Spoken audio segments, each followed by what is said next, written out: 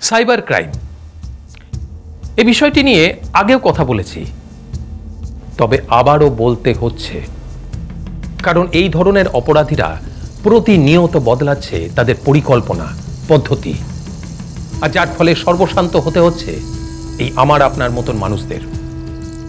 OTP, one time password, বিভিন্ন জিনিস কিনতে কিংবা মালিকানা সুনিশ্চিত করতে ব্যবহার করা হয়।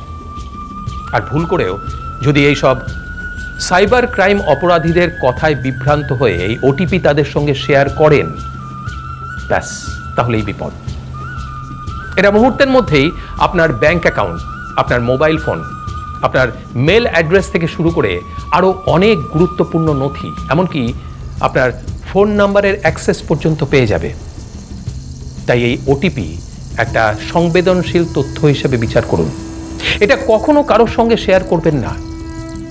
2 ফ্যাক্টর প্রমাণীকরণ পদ্ধতি গ্রহণ করুন। এটি কেন ব্যবহার করা হয়?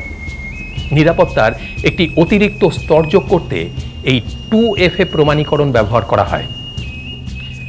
কোনো প্রতিক্রিয়া জানানোর আগে ইমেল, বার্তা বা কলের সত্যতা যাচাই করুন।